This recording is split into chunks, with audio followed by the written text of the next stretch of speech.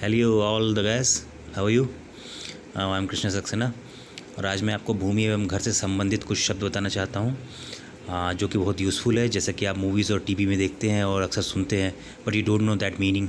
तो मैं आपको यहाँ पर विभिन्न प्रकार के भूमि और घरों के संबंधित शब्दों को बताता हूँ। चलिए let's start. Agriculture land.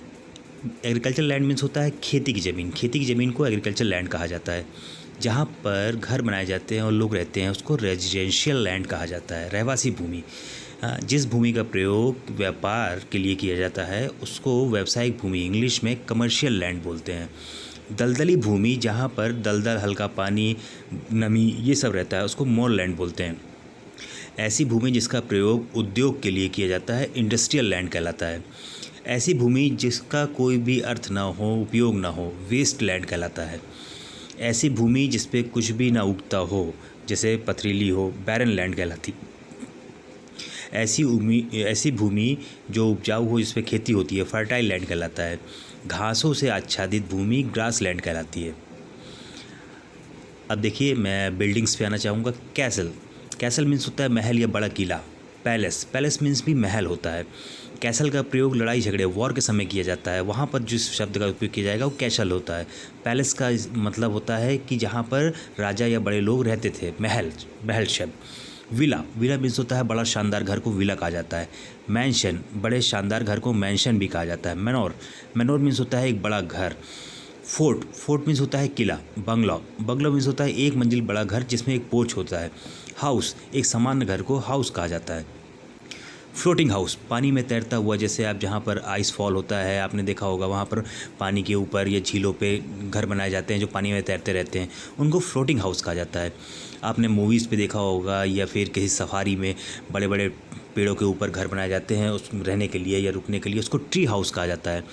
Underground houses, जो आजकल ज़मीन के अंदर भी घर बनते हैं जिनको अंडरग्राउंड हाउसेस कहा जाता है। केव।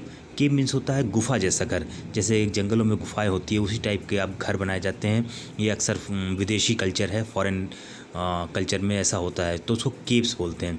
कंटेनर हाउस, कंटेनर डिब्बे के जैसा एक घर होता है, इसे कंटेनर हाउस कहा जाता है। राउंड हाउस, गोल टाइप के ये घर होते हैं जिन्हें गोल घर कहा जाता है। आप अक्सर मूवीज़ में देखते हैं फॉरेन में कि यहाँ पर ऐसे घर बनाए जाते हैं, वैसे घर बनाए जाते हैं। That is based on the nature of the land and soil. वो वहाँ की भूमि की प्रकृति पर डिपेंड करता है। इसलिए विभिन्न जो प्रकार के घर हैं, कहीं गोल, कहीं तैरता हुआ, कहीं पेड़ पर, कहीं ज़मीन के अंदर, इसलिए इनका नाम ऐसा है। अपने लिए वो एक स्ट्रेंज फील होता है, लेकिन ऐसा है नहीं।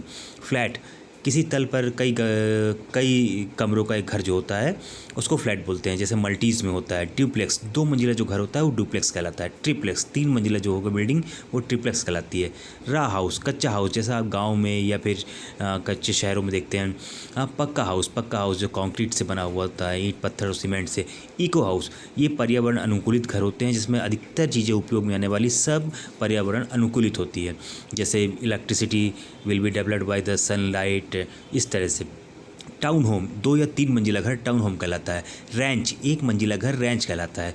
कॉटेज, कॉटेज से यहाँ पर तात्पर्य होता है हमारे देश में जैसे शहर से दूर लेकिन महंगे घर जिसमें सर्व सुविधा युक्त हो, वो कॉटेज कहलाते हैं।